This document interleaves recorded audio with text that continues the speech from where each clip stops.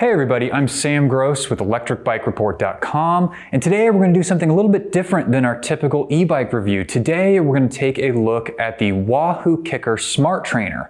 Now this is an incredibly useful tool for anyone who's looking to get faster on their bike or just feel better on their bike. So we're going to look a little bit at its features, talk a little bit about how it works, and give you an idea of how it functions in the real world, so stick with us.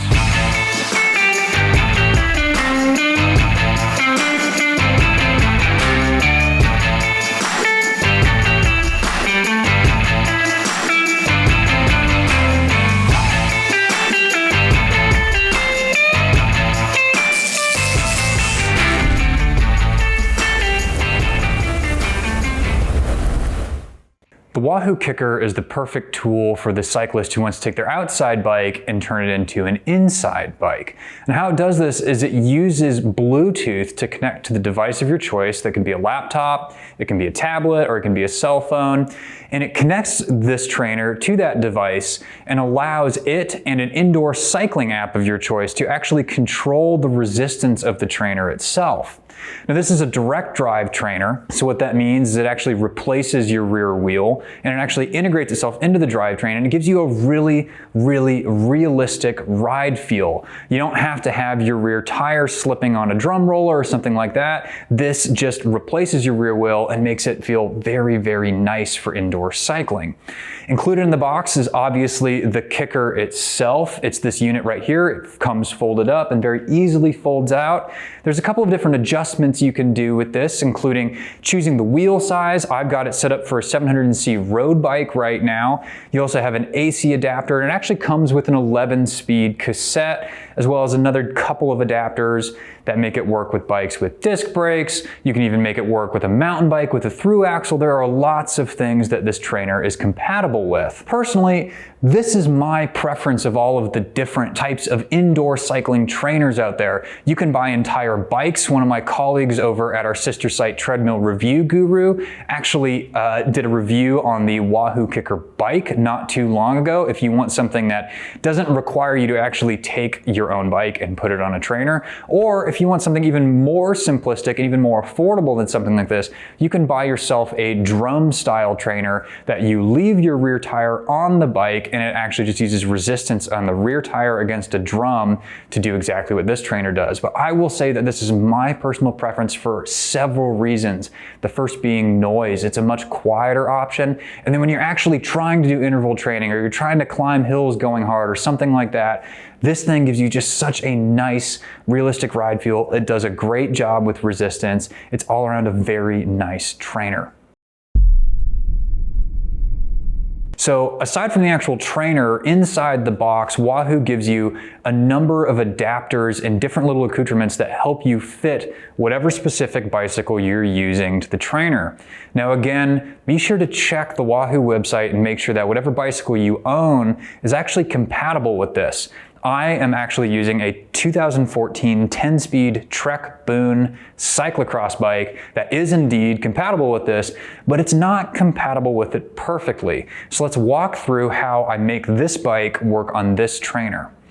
So the biggest thing that I had to change about this trainer to make this bike work was actually the cassette that comes stock on the Wahoo KICKR. So it comes with an 11-speed cassette already mounted onto the actual trainer itself, but because my bike is a 10-speed, which many bikes out there are, but though 11-speed is definitely the more common modern gear size, I actually had to remove the cassette that was on the trainer, steal the cassette off of this bike that was already on the rear wheel, and install it on this. Now if that's something you've done before, if you have the tools for it, that is a very easy job. It takes about 5 minutes.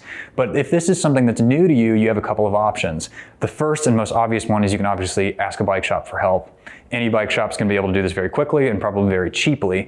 But if you're looking to be a DIYer, you will need 2 special tools. The first being a chain whip, the second being a cassette lock ring removal tool. These tools are cheap, they're easy to find, and they're probably something you should have in your toolbox anyway. They're very useful. But once you have those tools, it's a very easy job and something you can easily look up on YouTube on how to do. Once you have your gearing set up, once you have this thing ready to accommodate whatever bicycle you're using, It's actually very easy to install the bike onto the trainer itself. You just remove the rear wheel, put the trainer into your bike's dropouts, tighten down the quick release, and voila, your outside bike is now an inside bike. You're gonna actually wanna plug this trainer in and get it connected to the device of your choosing. Now the Wahoo app is incredibly good for this. It actually helps you get the trainer going initially and set up. There's a very easy to follow instruction guide in the box that's gonna walk you through how to do this.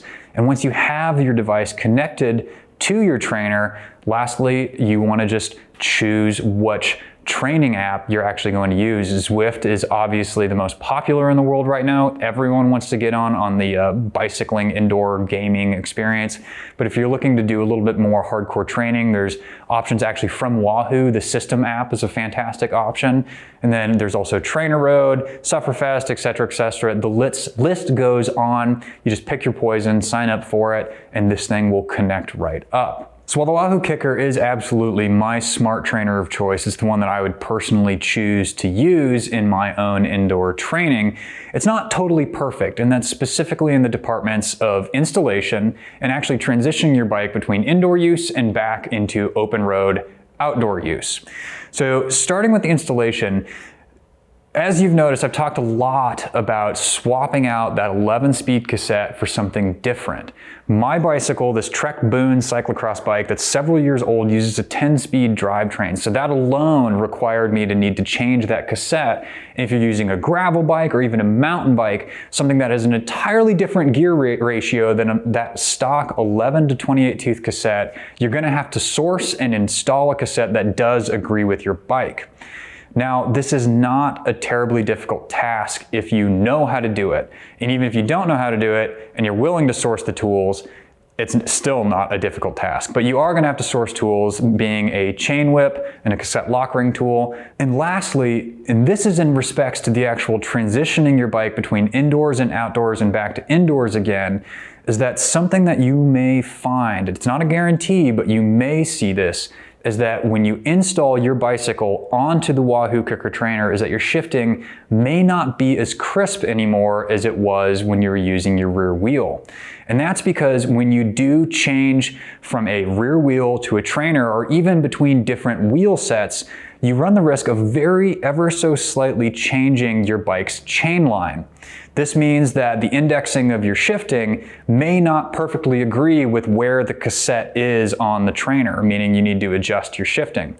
Sometimes this is a symptom of just a little bit of hesitation when you shift, maybe it even is just a little bit noisier shifting, or it can be as bad as just really not shifting very well at all. If you're on the latter end of that spectrum and it's not shifting well at all, it may require some adjusting the shifting itself, meaning spinning a barrel adjuster, which at a surface glance sounds very easy, but I assure you requires a little bit of witchcraft and expertise into how bicycle shifting works. It's not as simple as it sounds, folks. Trust me, I've got 10 years of experience as a bicycle mechanic. It is far easier to screw your bike's shifting up just messing with the barrel adjuster than it is to fix it. My suggestion, if you do choose to mess with your bike's shifting to make it work perfectly on the KICKR, if you have to, just go one click at a time. Seriously, one click. Don't be like turning the thing like crazy. You will mess it up super duper fast. My other suggestion is that if you do just notice a very slight change in how your bike shifts, just don't mess with it at all. That will make sure that when you put your rear wheel back on your bike and you go out for a ride, the shifting outdoors is still perfect, and you just have to deal with a little bit of a lag in shifting indoors. Again, not a big deal and very easy to contend with. And these also really are not deal-breaking problems for me. These are something that you would have to contend with on really any brand of smart trainer. Any smart trainer doesn't transition perfectly between indoors and outdoors. If you want something that's totally hassle-free, you don't have to mess with your bike, you don't have to change components, you don't have to mess with or worry about shifting, get something that is a spin style bike, like the Wahoo KICKR bike, for example, that our colleagues at Treadmill Review Guru previously reviewed, or something like it, something that doesn't require you to take your outside bike and make it an inside bike. But if you do want to just use your normal bicycle, this is an awesome option.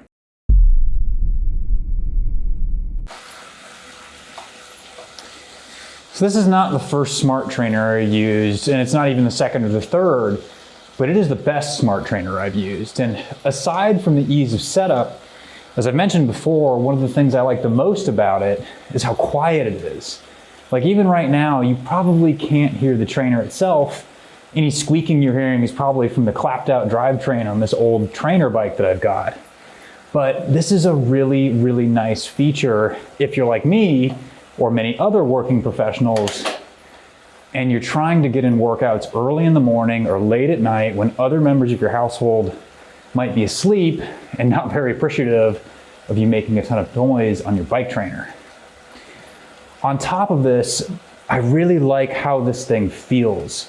So one of the cool things about the Wahoo Smart Trainer is they use what they call axis feet. And these little rubbery feet that are on the outsides of the trainer, and they give you 5 degrees of motion laterally. And what that translates to is it does a nice job of replicating what it feels like actually out on the road.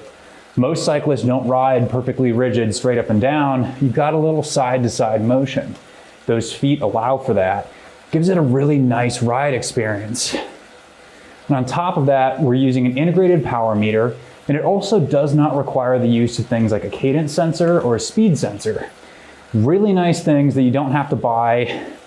I like the fact that it's all integrated into this thing, and that power meter is accurate to a very high degree, and it's also extremely responsive. So most people are going to be using this thing with an app like Zwift or the Wahoo system or Trainer Road, and you're really going to be relying on the connectivity between your device and the actual trainer itself to actually adjust resistance. This thing does a spectacular job of that. It's super quick acting, it's super realistic feeling. It can replicate up to a 20-degree hill, a 20% climb, which is totally insane. Like the big climb in Zwift and the interactive world there, it feels amazing. It feels like you're actually out there climbing a giant mountain. I've used this mostly for interval training. I've liked playing around in Zwift into that game-like environment, but I like the fact that I can use this for really dedicated interval work inside. And what that super responsive, super realistic resistance delivery and power delivery feels like, it's just like this perfect, almost lab-like environment with which to do intervals in. I love it. It's, as I said in the beginning, this is not the first smart trainer I used, but it's absolutely the best. So back around last fall, when Wahoo sent us the KICKR Smart Trainer to review, I started to feel the itch to start racing again. So my background in bikes is all mountain bike racing. It's all I used to do, all I used to think about. But in the past 5 years or so, I haven't done any of it. But I want to again. So what I decided to do, instead of some sort of regimented review schedule with this Wahoo trainer like we normally do, I just integrated it into my normal life. Kind of like what anyone who would buy this thing and use it to get faster would do. So starting on January 1, I did some research about what sort of app I wanted to use, settled on one, made a training plan, and committed to it. Today is March 8th. We're like 2 months and some change in. And the results of me using this thing consistently have been crazy. Just way more than I could have expected. So here's some highlights. I've lost 23 pounds. I started at 193, I'm now down to 170. My functional threshold power, which is the yardstick that cyclists use to demonstrate fitness, it's gone up by 10%.